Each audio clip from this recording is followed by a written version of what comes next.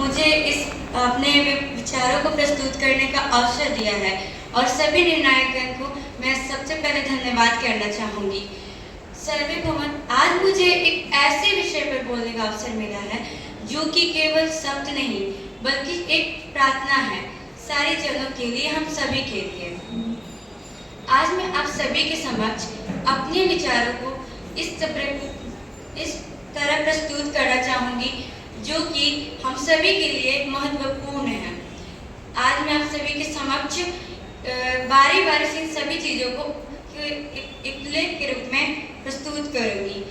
पहली जिम्मेदारी है संवेदनशीलता और सेवा। सर्वे भवन्तु सुखिनः केवल एक नारा नहीं बल्कि एक जीवन शैली है। हम जब भी किसी सामने वाले व्यक्ति को दुखी देखते हैं तो एक सजग नागरिक के रूप में हमारा कर्तव्य है कि हम उसकी सहायता करें और हम उसके दुखों में साथ मिलकर खड़े रहें। तभी एक सर्वश्रेष्ठ नागरिक के रूप में हमारा एक महत्व बढ़ेगा। दूसरी जिम्मेदारी है समाज में समानता। हम सब एक सुखी समाज का तभी निर्माण कर सकते हैं जब हम एक दूसरे को समानता की ओर से देखेंगे। समाज में अमीरी, गरीबी या फिर जाति पाति या धर्म के भेदभाव को मिटाएंगे, यही हमारे जनों की भूमिका है। तीसरी जिम्मेदारी है पर्यावरण और आने वाली पीढ़ियाँ। सुख केवल आज का ही नहीं बल्कि भविष्य का भी होना चाहिए। जब हम अपने आगे या फिर अपने समाज में जल संरक्षण, वृक्षारोपण या फिर प्रदूषण पर नियंत्रण करते हैं, हर एक व्यक्ति जब अपने आसपास में हर एक व्यक्ति स्वच्छता रखता है, पौधे लगाता है या फिर अपने आसपास में शिक्षा फैलाता है तो वो व्यक्ति एक सम्मानित व्यक्ति कहलाता है। जैसे कि सतयुग में श्री रामचंद्र जी ने भी अपने कर्तव्यों का पालन किया था। उन्होंने एक पुत्र होने के नाते, एक राजा होने के नाते अपने कर्तव्यों का पालन किया था कि उनकी प्रजा को कोई दुख ना हो, उनकी प्रजा हमेशा उनका कल्याण हो।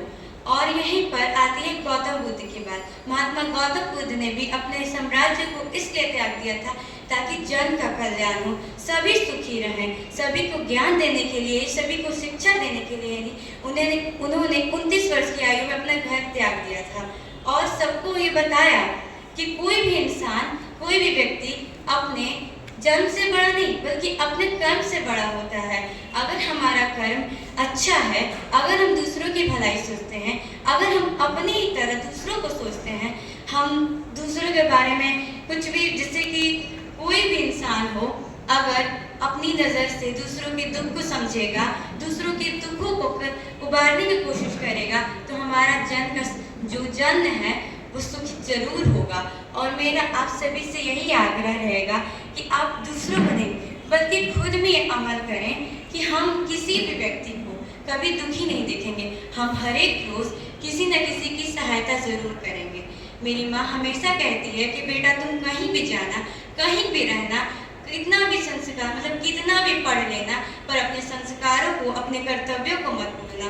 और मैं उन्हीं की बातों को अमल करते हुए ये कहना चाहती हूँ सभी से, मेरा प्रार्थना है कि हर एक व्यक्ति अगर अपने जीवन में बस ये सोच लेगा कि मैं खुद को बदलूंगी या बदलूंगा, दूसरों के दुखों को समझूंगी या समझूंगा, तो हर एक व्यक्ति, हर एक समाज सुखित रहेगा और हमारा भारत नहीं, भारत स्वर्ग से भी सुंदर हो जाएगा।